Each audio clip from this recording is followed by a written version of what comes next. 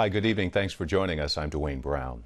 Records for 80 million people may be at risk tonight after a cyber attack on Anthem insurance companies, better known as Blue Cross here in California.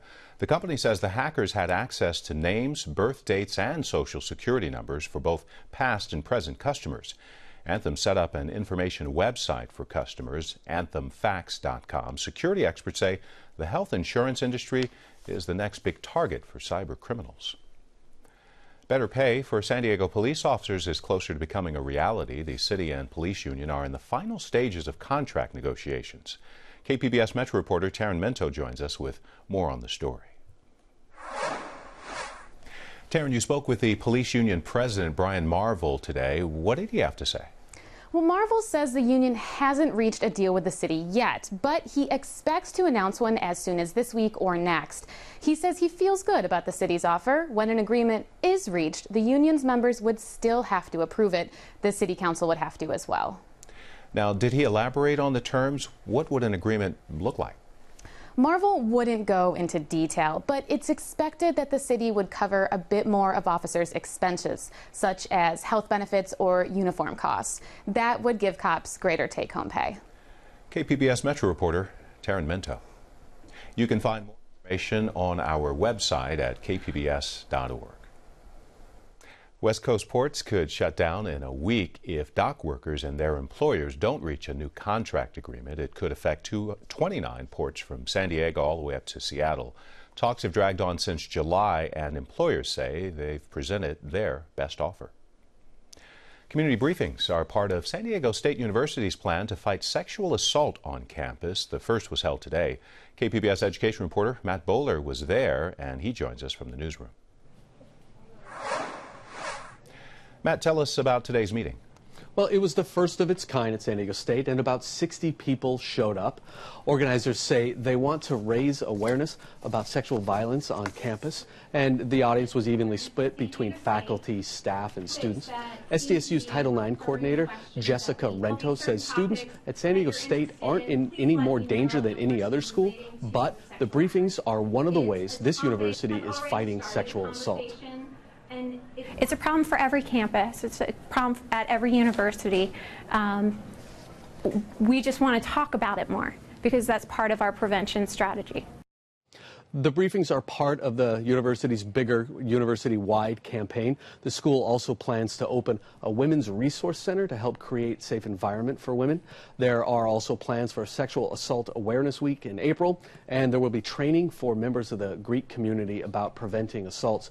The school's also planning to get an idea of the prevalence of sexual violence on campus through a survey, and the university will be part of a nationwide campaign against sexual assault. Now, didn't SDSU get a grant to help deal with this issue? Yeah, right. They got $200,000 from the governor's office, and they're going to hire a victim's advocate and a part-time officer dedicated to sexual assault prevention, training, and investigation. University police want victims to know they can file a report with the college and not pursue criminal charges. SDSU will investigate on its own. KPBS education reporter Matt Bowler.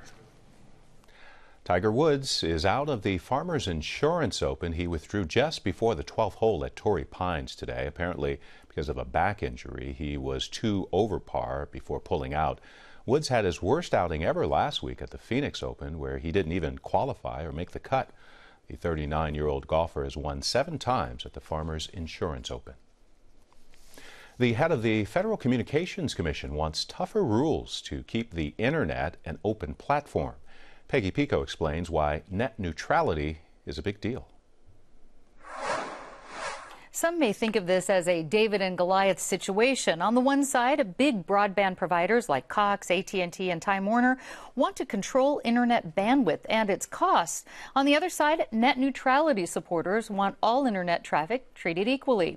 My guest, KPBS reporter Eric Anderson, and Art Neal, executive director of new media rights with California Western School of Law, explain why this battle is a big deal to anyone who uses the web.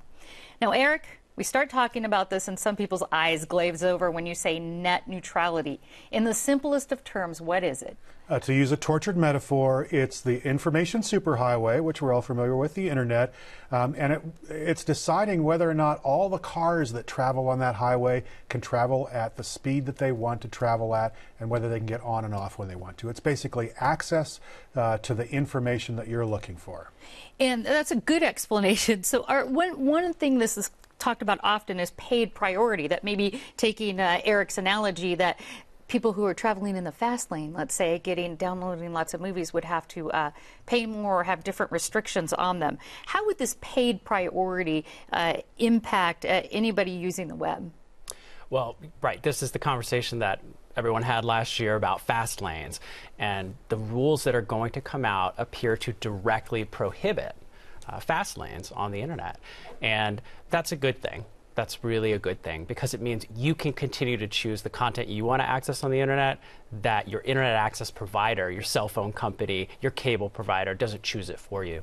So they can't stop you from being, if you want to download something faster, you want to watch more movies and something like that, they can't control it. FCC Chairman Tom Wheeler proposed strict new rules about this yesterday. It's a proposal.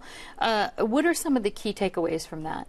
Well, we're waiting on the precise language of the rules, but there are basic facts that are out about these rules through statements he's made in a Wired column, as well as a fact sheet that the FCC put out. And the basic rules are, first of all, no blocking, that your internet access provider can't block software, applications, non-harmful devices that want to connect to the network, that your internet access provider can't throttle or degrade traffic to various services. You like a particular video streaming service, you like a particular music streaming service, use it, and the internet access provider can't throttle that service. And then 3 was that big one that we talked about, no fast lanes. And Eric, there's already companies, though, that pay internet service providers to reserve bandwidth. For instance, Netflix have to pay to reserve this bandwidth. How would these FCC proposals, if they were enacted, how would they affect companies like that? Well, what would happen is that the FCC has then the right to decide whether or not that's permitted. If it's not permitted, of course, that deal goes out the window. The Netflix deal was something that they did with Comcast, which allowed them to make sure that their customers got a good stream, basically protected their service. There was some discussion about whether or not they were being throttled, as they say, whether it was difficult for the customers to connect until they made this payment. And I think that's one of the arguments that people are making for net neutrality. You can't use the speed of the internet as leverage to exact extra payment from people, and you can't use money as a way to guarantee access to a particular service. Now, we reached out to Cox Communications and Time Warner. We have their statements on our web. They declined to join us here. You can read those at kpbs.org. But what I want to ask you, Art, is are there other arguments that these internet service providers say that there's a reason not to have these net neutrality regulations, besides we want to control it and we want to get paid for it? That's really the main idea, is to be able to monetize every step of the process. That really appears to be the reason for the internet access providers fighting net neutrality. And Eric, this isn't the case in all countries. What are some of the other solutions that other countries have done? Well, what we're doing here is kind of a regulated solution to this issue. In other countries, in the UK, for example, there are many more internet service providers, and you have more of a market-based solution where if you're not happy with the speeds that your internet service provider is offering you, or you're not happy if they're restricting a particular coverage, you switch to a different ISP. So you kind of let the marketplace demand that. But we don't live in that kind of an environment. Our choices are restricted because the telecoms have worked in that environment for so long, and so it's really not, that's not a viable solution for us. All right, so much more to talk about this. I know the vote is on February 26th about these new regulations. KPBS reporter Eric Anderson and Art Neal with New Media Rights. Thank you so much. Thank you.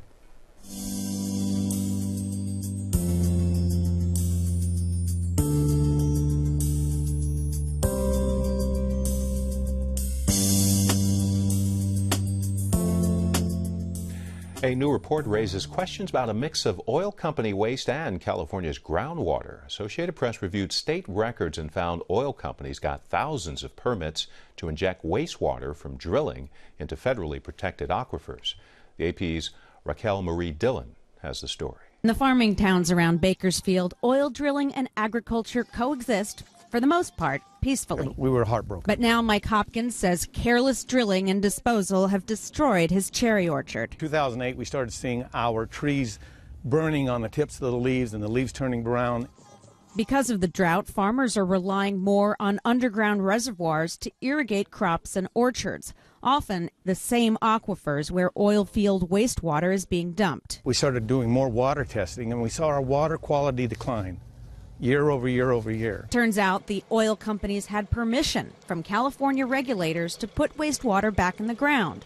Farmer and local environmental watchdog Tom France says this puts prime farmland at risk. They're injecting wastewater right beside an area where a farmer is pumping up irrigation water. An Associated Press investigation reveals that the state issued permits for more than 2,500 wells that allow oil companies to dump drilling fluid or wastewater into aquifers.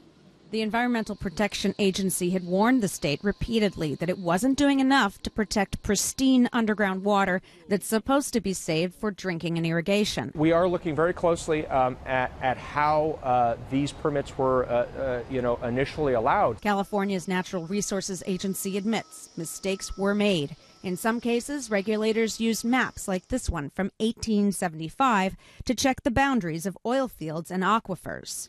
This past summer, state regulators pulled the permits for this well in the outskirts of Bakersfield and 8 others that were threatening aquifers. Saudi Arabia suddenly showing up in the breadbasket of America.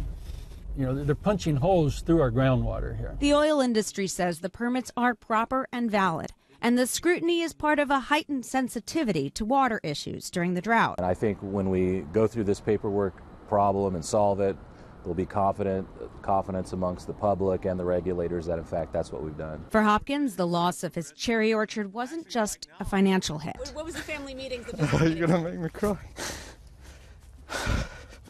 But he hopes that if oil companies follow the rules and the state enforces them, ag and oil, we can make this thing work. The EPA has given the state until Friday, February 6th, to assess any contamination from the thousands of wells with faulty permits and stop it from happening again. I do this a lot. Raquel Marie Dillon, The Associated Press, Bakersfield, California. Just checking the orchards. A new documentary explores the issue of hate, how it creates violence, and how it should be handled by victims in the law. Peggy Pico has a preview. The documentary is being presented by the group Not in Our Town. It chronicles a deadly hate crime at the Sikh temple in Oak Creek, Wisconsin. Oak Creek 911, where's your emergency? Yeah, I was just going to Sikh temple and I was in the parking lot and I think someone was shooting some guy with the turban. He's in a church with a gun? Yeah, I can hear it in there. He's in there shooting people. A white supremacist fueled by hatred walked into our local Gurdwara with a loaded gun. He killed my mother while she prayed. He shot and killed 5 more men. My guests are Rana Singh Sodhi. He is the brother of the first post 9/11 hate crime victim, and Deputy DA Oscar Garcia with San Diego's District Attorney's Hate Crimes Unit. Rana, this film really shows the struggle of the Sikh community in Wisconsin trying to react with peace and grace to this killing of 6 people at their temple. Remind us of what happened to your brother right after 9/11. When 9/11 incident happened first, and my brother, he called me and he told me don't go to the gas station to work because we are wearing turban, and he saw the turban. And he believed it, there's some going to be reaction. And then I go to the work, and after 4 days, and he got killed in his gas station while he's planting the flower outside his gas station. And the thing is, he had a sense to the way people react and people the reaction, and we feel it because one day we are driving together and people yell to us and go back to your country. This has happened to us, and we thought we can call the media to making aware to the community on Sunday to understand people why we wear turban, who we are. Right, they were mixing you up. So clearly he had a feeling that you were being targeted, and you were being targeted, and indeed it ended up that's what happened to him, sadly. Let me ask Oscar this: what is the legal criteria for a hate crime? The criteria is that to prove that the suspect was substantially motivated by bias against a particular characteristic. That characteristic can be based upon race, ethnicity, national origin, can be sexual orientation, religion, gender, disability. And in Rana's brother's case, they were looking at the turban and classifying that as a terrorist, and that's why it would qualify for a hate crime. Now, Oscar, you're beginning to prosecute a case involving hate crimes and threat messages received at the Council on American Islamic Relations here in San Diego. What is that case about? Well, that case involves a phone message as well as a written communication email being sent to employees of the CARE organization, the largest Muslim civil rights organizations in our country. Within hours apart, the phone message was left, and then the email was sent threatening the people of Muslim religion and the employees at the CARE offices. How many hate crimes are there in the county, and what types are they? Are they typically against religious groups, or do they span the whole spectrum? They really do span the entire spectrum. On average, the cases reported for San Diego County over the last several years typically range for between 120 to 150 cases. That still sounds like a lot. And Rana, how difficult do you think it is for new immigrants to the U.S. to report a hate crime? I think mostly new immigrants, they're afraid to report it, especially they don't know the culture, they don't know the law enforcement, they're coming from different background. They don't trust on the law enforcement, and they need a lot of education also. And I find out that a lot of immigrants community, they don't inform anything happen to them. So they sort of keep it quiet, maybe because they're afraid? Yeah. Oscar, what should someone do if they are being threatened, or if they're actually being victimized by hate or somebody with a hate motive? Of course, we want them to immediately call the police, especially if it's occurring or at the moment. If it has just occurred, one of the largest difficulties with these cases, the challenge is identification of the perpetrator. Oftentimes it's stranger upon stranger, it may be nighttime, maybe multiple attackers, so we need the police to respond immediately to these cases. Hopefully the victims can also attempt to obtain whatever identifying features they can about the suspects or a license plate. And that may be helpful in the community. Unfortunately, we're out of time. Deputy DA Oscar Garcia and Rana Singh Sodhi, thank you so much. Thank you for having us. Thank you. I'm Gwen Eiffel. On the next news hour, what the viral video sensation Gangnam Style can tell us about the stock market. That's Thursday on the PBS NewsHour.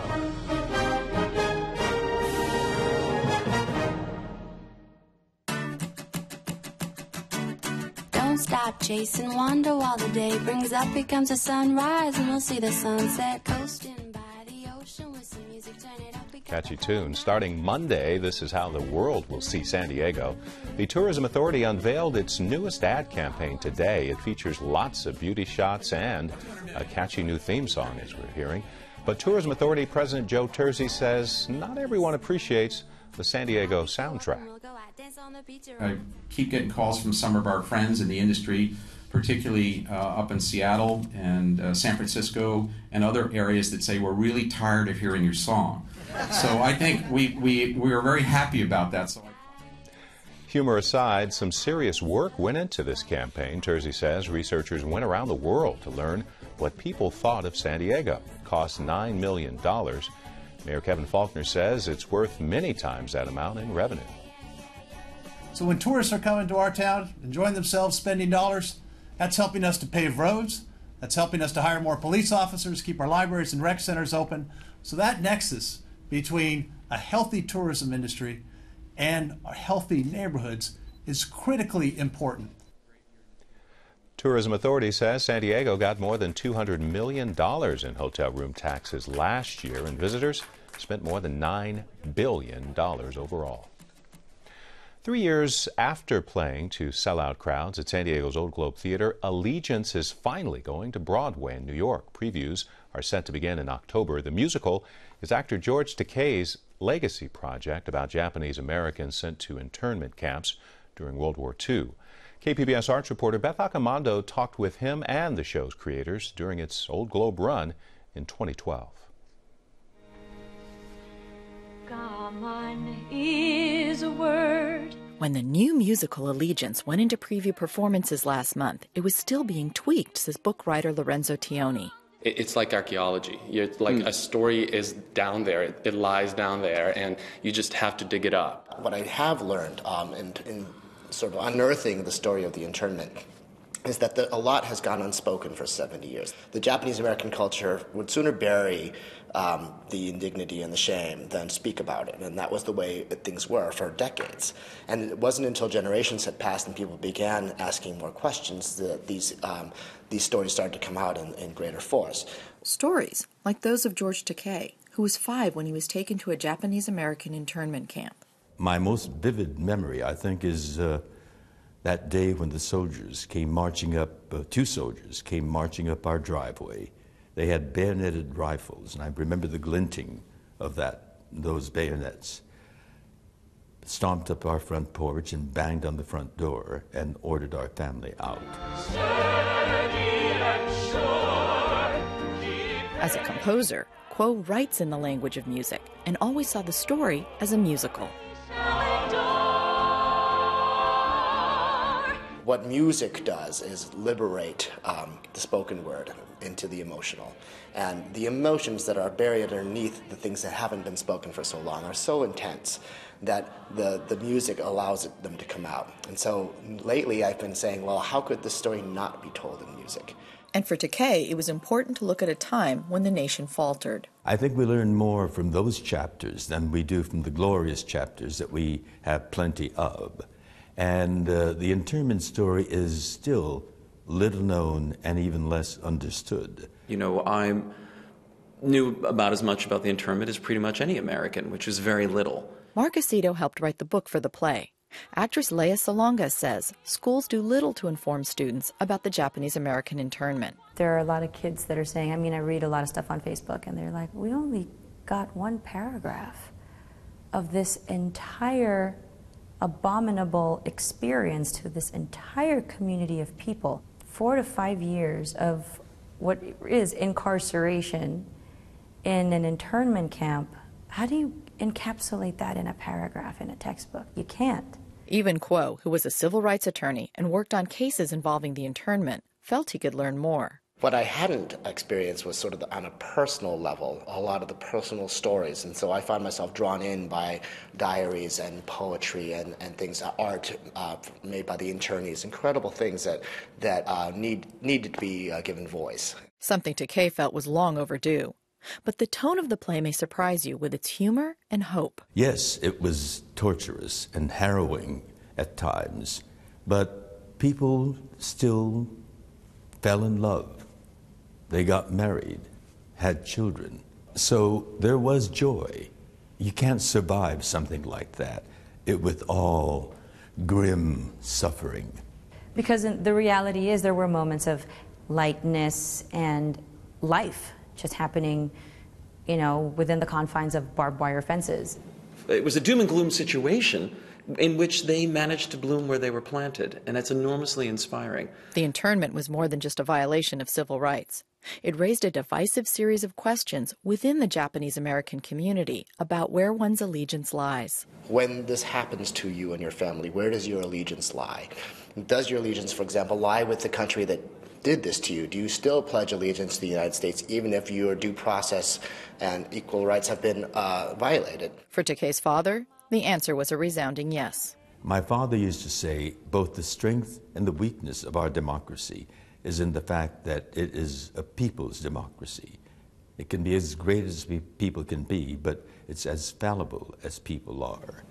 This was an event that fractured the Japanese-American community 70 years ago, and it's still fractured today. I think that means to me that these wounds are not completely healed, and that all of the things that we're talking about are still relevant. Allegiance is groundbreaking, not only for its subject matter, but also for providing Asian American actors with an opportunity to break out of stereotypes and play multidimensional roles. Everybody of Asian descent who was doing the show, it isn't lost on any one of us how big of an opportunity and how wonderful of a chance this is to tell a story like this one. Beth Accomando, KPBS News. We are looking at a good warm-up for the weekend. Some clouds along the coast tomorrow, temperatures in the low 70s over the next few days. Mid to upper 70s for the inland valleys, dipping into the mid to upper 40s at night. And mid-60s in the mountain areas with sunshine right through Sunday. Mid-80s in the desert with a mix of sun and clouds. You can find tonight's stories on our website, kpbs.org/evening edition. Thanks for joining us. Have a great night.